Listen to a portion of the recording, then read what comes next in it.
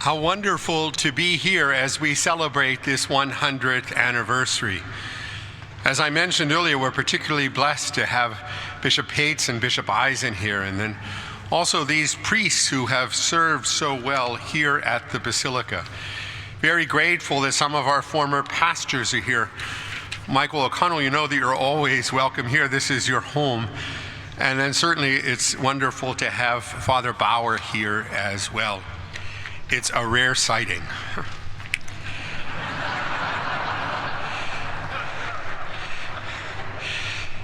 The designation of a church as a basilica has been one of the greatest honors bestowed by a pope throughout the centuries. It's an honorific granted directly by the Holy Father. We don't hear so much about honorifics here, but other parts of the world you'll hear about people who are named papal knights. I guess what would be most common would be when a Holy Father names a priest to be a Monsignor, or when he names the basilica, even though we have that distinction of being the first basilica in the United States. There have been a number that have been named since then. But I guess that the greatest parallel would be with naming a priest a Monsignor. And many of the commentaries that speak about a basilica will refer to that. I remember I was working in Rome and came home from Rome for the first time after St. John Paul had named me a Monsignor.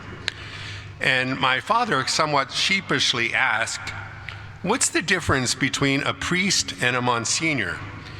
Now, before I could answer, my mother quipped, "What's the difference? Apparently 30 pounds. I'm grateful that she kept me humble. Now, there are far fewer basilicas in the world than there are Monsignors. The fact that this is the first basilica in the United States is certainly something to celebrate on this centenary. But after listening to that decree, and indeed to Pope Leo's letter, I find myself wondering, what could I possibly add? I was really moved that Pope Leo would have had Cardinal Parolin send a letter to us and extend his blessing to us, congratulating all of you on this occasion. In the midst of all of his responsibilities, he's made it a point to offer congratulations and a blessing to all of you. Now, it's fitting that it would be the Holy Father who would have weighed in. As I mentioned, that the conferral of the title of Minor Basilica ties this church and this community directly to the successor of Peter, to Pope Leo.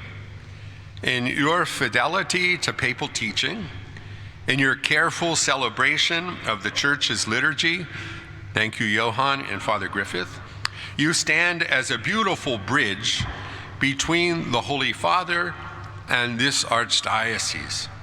It's interesting, though, that Pope Leo's blessing extended not only to parishioners here at the Basilica, or to those of you who have gathered here this morning, but to all of the clergy and faithful of the archdiocese.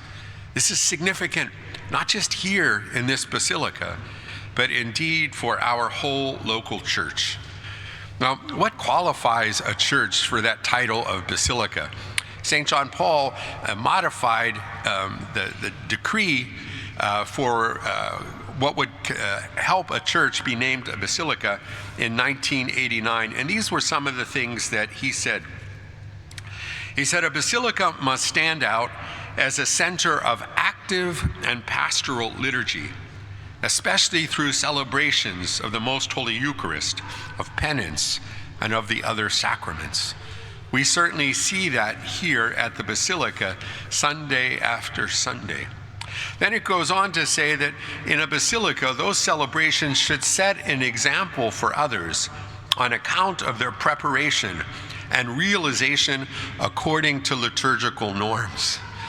I don't know that St. John Paul envisioned the amount of planning that goes into planning a basilica liturgy. There was a board in the sacristy today describing where everyone was sending, where everybody would be for Holy Communion. The Vikings would be blessed to have such detail. And then that same document talks about how it is that a basilica is supposed to have active participation of the people of God. That's you, brothers and sisters. I'm so grateful to you for the way in which you do that. And that really leads to the last category for that letter that was, or that decree that came out in the time of St. John Paul, that says that the church must enjoy a certain renown throughout the archdiocese, and that the church is important as well for the worthiness of its art. This is a special place, brothers and sisters. I'm so grateful that Father Griffith and the leadership here at the Basilica are engaged in this process of renovation.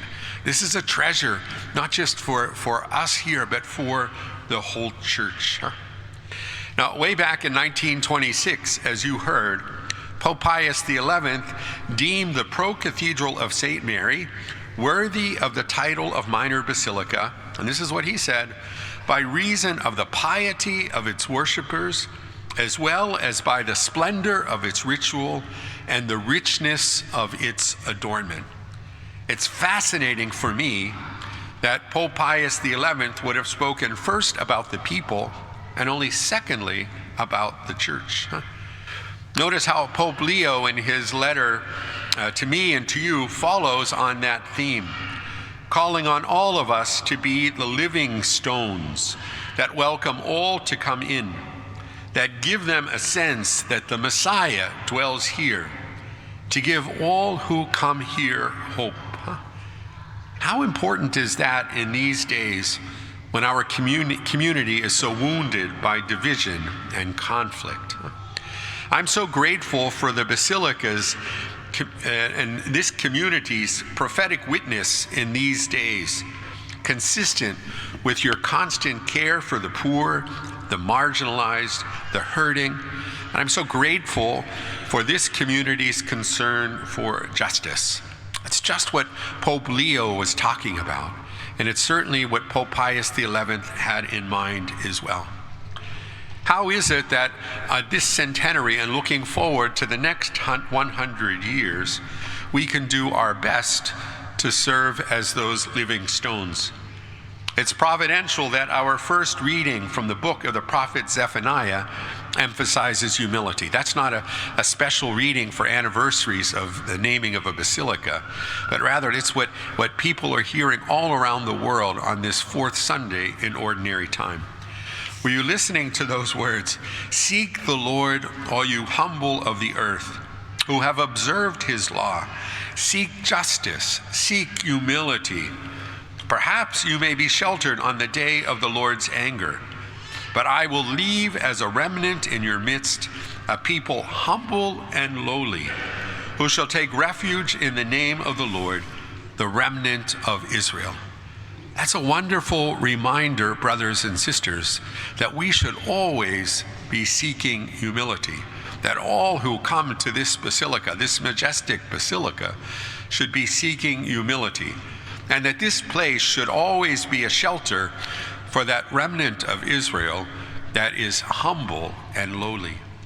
No matter how beautiful, no matter how stately, no matter how many honors are received, we, the faithful who gather here, always have to be welcoming to those who are humble and lowly.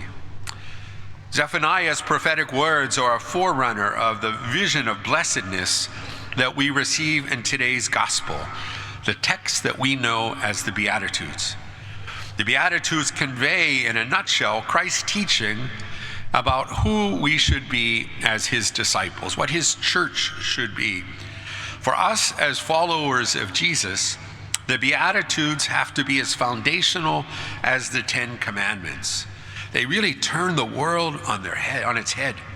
While our society exalts the powerful, Jesus tells us that it's the poor in spirit, the meek, the sorrowing that are blessed. Our archdiocesan patron, St. Paul, understood that.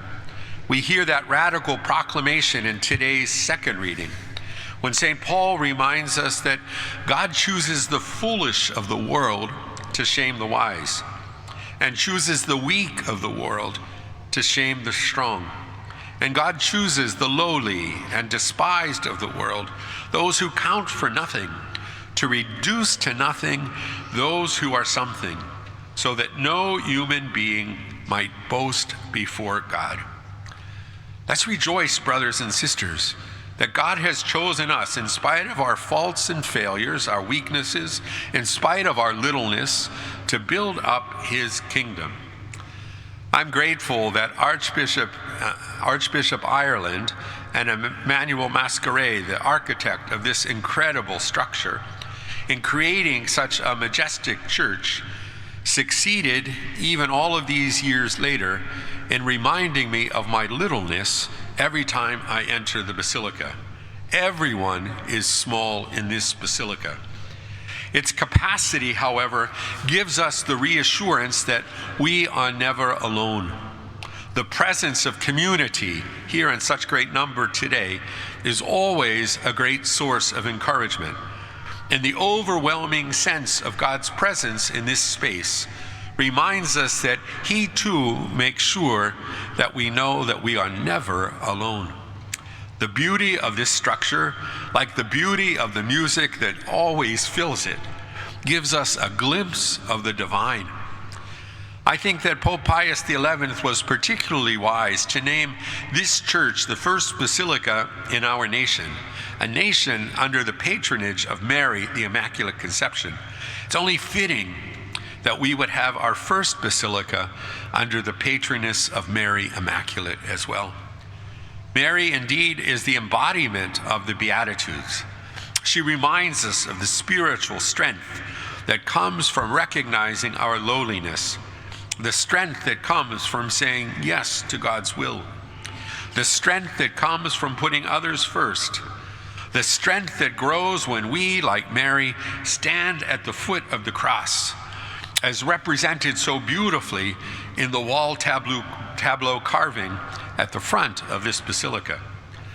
On this 100th anniversary of the concession of the title of basilica to this magnificent church, let's renew our commitment to being a community distinguished by reason of the piety of its worshipers, as well as by the splendor of its ritual and the richness of its adornment.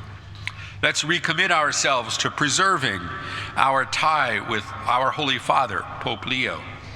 And let's place our community and our wounded city under the protective mantle of Mary Immaculate.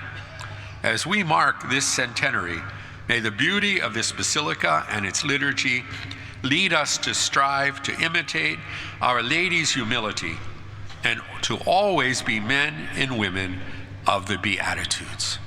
Praise be Jesus Christ, now and forever.